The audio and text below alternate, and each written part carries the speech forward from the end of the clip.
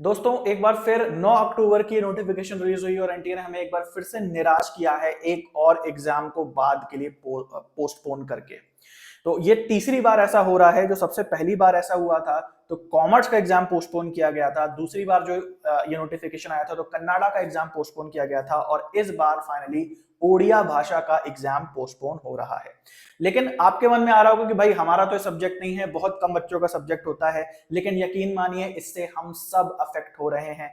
कोई भी आपका पेपर हो, कुछ भी हो, आप भी अफेक्ट हो रहे हैं क्योंकि इस नोटिफिकेशन में ये साफ साफ लिखा हुआ है, अगर आप ध्यान से देखें, कि ओडिया का जो पेपर है जो 12 तारीख को होने वाला था, पोस्टपोन करके इसे डाल दिया गया है कुछ बच्चों के लिए 22 अक्टूबर को। इसका मतलब क्या है कि अभी तक हम समझ रहे थे कि एनटीए के एग्जाम फाइनली 14 अक्टूबर तक खत्म हो जाएंगे, फिर हमारे रिजल्ट वगैरह आराम से आ जाएंगे और मे भी हो सकता है दिसंबर तक एक और एप्लीकेशन हमें नए एनटीए नेट के पेपर का देखने को मिले।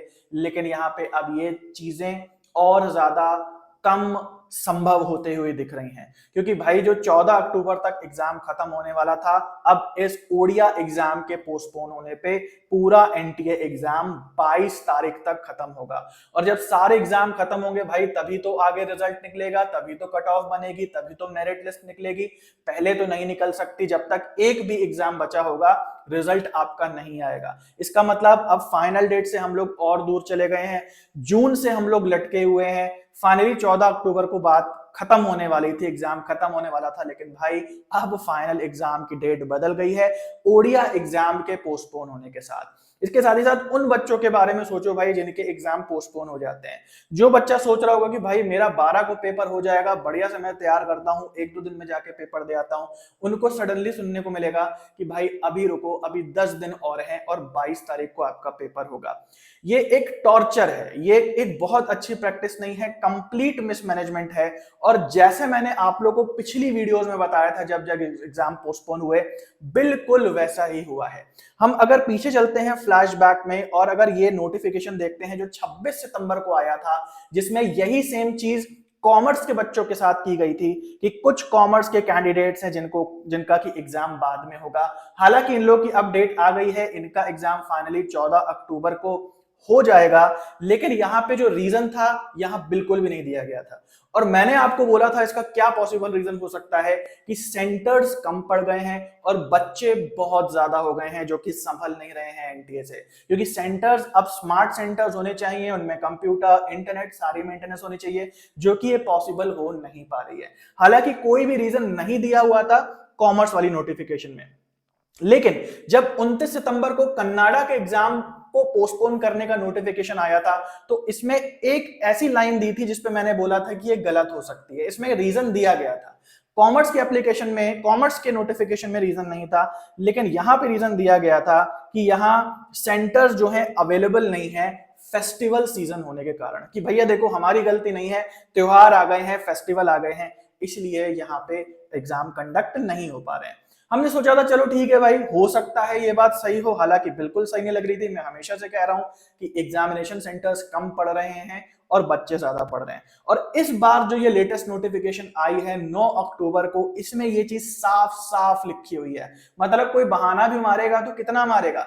अब यहां रीजन देखो क्या लिखा हुआ है, due to limited availability of examination centre. तो जैसा मैंने बोला एग्जामिनेशन सेंटर की अवेलेबिलिटी बहुत कम है, एग्जामिनेशन सेंटर में जो कंप्यूटर्स है वो कम है, बच्चे ज्यादा हैं। पहले किसी ने नहीं सोचा, पहले नहीं समझ में आ रहा था कि कितने बच्चों के, ऐसा तो नहीं है ना कि भैया किसी का मन हो रहा है एग्जाम देने का तो वो एग्जाम सेंटर दौड़े चला जा रहा है। अगर ऐसी बात होती तो कहना ये सही था कि भाई देखो एग्जामिनेशन सेंटर कम हो गए हैं और बच्चे ज्यादा आ गए हैं। कोई लंगर तो नहीं लग रहा ना कि भीड़ ज्यादा आ गई और खाना कम पड़ गया। भाई एग्जाम जो फॉर्म थे वो आपने पहले से भरे हुए हैं, सारे के सारे नंबर पहले से होंगे कि कितने बच्चों ने फॉर्म भरा है, कितनी सीटों की हमें व्यवस्था करनी है। तो ये कौन सी बात होती है कि due to limited availability of examination centre. भाई मैथ्स वीक है क्या?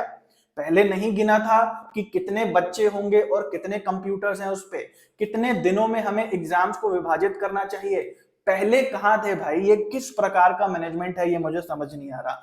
और ये जो नोटिफिकेशन है हमें बहुत इफेक्ट करेगी क्योंकि अब जो है हमारे एग्जाम फाइनली 22 अक्टूबर को कंप्लीट होंगे और इतनी क्रेडिबिलिटी खत्म हो चुकी है इस एग्जाम की और इतना अविश्वास हो गया है कि भाई मुझे एक बात बताओ, इस बात की क्या गारंटी है कि जो अब आने वाले पेपर हैं उनमें ऐसा देखने को नहीं मिलेगा। मैं ये नहीं कह रहा, मैं आपको डरा नहीं रहा हूं कि भाई देखो अब आने वाले भी पोस्टपोन हो जाएंगे, अभी कुछ पता नहीं है, लेकिन मैं कह रहा हूं कि हमें मेंटली प्रिपेयर होकर चलना है, क्योंकि भाई इतना अविश्वास यहाँ पे बन गया है, इतना मिसट्रस्ट बन गया है, एक के बाद एक एग्जाम पोस्टपोन हो रहे हैं, अगली नोटिफिकेशन के बाद जो है एक डर सा हमारे अंदर आ जा रहा है। यहाँ पे बिल्कुल एक ऐसी ही सिचुएशन हो गई है कि जहां ये वेबसाइट पे अगला नोटिफिकेशन आया मन में डर आता है, तुरंत क्लिक करके देखें भाई कुछ पोस्टपोन तो नहीं हो रहा। तो ये अगेन तीसरी नोटिफिकेशन है जो कि एग्जाम को पोस्टपोन करने की बात कह रही है कुछ ओडिया स्टूडेंट्स के लिए, लेकिन ये अफेक्ट सबको करेगी, क्योंकि अब एग्जाम जो है बहुत देर से खत्म होगा और रिजल्ट बहुत देर से आएगा, और इसका फर्क हमारे अगले एनटी नेट के पेपर में पड़ेगा। मुझे नहीं लगता कि अब दिसंबर में पेपर होना संभव है, क्योंकि भाई अगर अक्टूबर एंड में पेपर खत्म हो रहा है तो इतने फास्ट तो एनटीए वाले नहीं है कि नवंबर के पहले या दूसरे हफ्ते में ही सारा काम खत्म कर दें। पूरे नवंबर भर में आपके रिजल्ट आएंगे और चीजें आएंगी, और अगर नवंबर भर में ये सब काम होगा तो फिर दिसंबर का जो एप्लीकेशन फॉर्म है वो कब आएगा, वो नहीं आ सकता है। 1 या 2% प्रोबेबिलिटी है, संभावनाएं हैं, लेकिन हमें ये माइंड मेकअप करके चलना है भाई कि अब दिसंबर में एग्जाम तो संभव नहीं लग रहा है। एक पॉजिटिव पॉइंट भी है कि और लंबे हम समय की तैयारी कर सकते हैं अगले बार के लिए, लेकिन ऑब्वियसली एक नेगेटिव पॉइंट है कि जो साल में पेपर 2 बार होना चाहिए, कुछ सालों से वो पेपर केवल 1 बार हो रहा है। इससे बहुत ज्यादा प्रॉब्लम हो रही है जिन बच्चों की एज हो गई है, जिनका जेआरएफ निकल गया है, या जिन बच्चों के पास ऑलरेडी लिमिटेड टाइम है और उनपे एक प्रेशर बना हुआ है पेरेंट्स का या रिलेटिव्स का कि उन्हें जो है कहीं मूव ऑन करना है, मूव आउट करना है, या फिर वो क्या लाइफ में कर रहे हैं उन्हें जवाब देना है। तो ऐसी सिचुएशन में उनके लिए प्रॉब्लम है, क्योंकि साल में 1 बार पेपर होगा तो जाहिर सी बात है मौके कम मिलेंगे, और मौके कम मिलेंगे तो लर्निंग कम मिलेगी। हम उम्मीद करते हैं कि अब चलो ये फाइनल चीज थी, इसके बाद कोई भी गलत चीज या मिसमैनेजमेंट नहीं होगा और आगे के जो पेपर्स होंगे वो सही समय पे हो जाएंगे। सो गाइस आज के लिए इतना था। आई होप आपको पूरी जानकारी मिली होगी इसकी कि किस तरीके से 3 बार ये पेपर पोस्टपोन हुए हैं, और इस बार जो नोटिफिकेशन आया है वो हमें भी अफेक्ट करेगी, और हमारे जो ओवरऑल एनटीनेट के पेपर हैं वो 14 अक्टूबर की जगह 22 अक्टूबर को खत्म होंगे, और ये डिले करेगा हमारे रिजल्ट को भी आने में। सो गाइस वीडियो अगर अच्छा लगा तो चैनल को सब्सक्राइब जरूर से करें और वीडियो को लाइक और शेयर जरूर से करें, और मैं पेपर 1 से जुड़ी चीजों को कम से कम समय में अच्छे से अच्छे एक्सप्लेन करने की कोशिश करता हूं चैनल पे, तो इन वीडियोस को भी जरूर से देखें, काफी ज्यादा मदद करने वाला है अगर आपका पेपर जो है होने वाला है। सो गाइस आज के लिए इतना ही, मिलते हैं अगले वीडियो में, तब तक के लिए आप सभी को बाय और टेक केयर।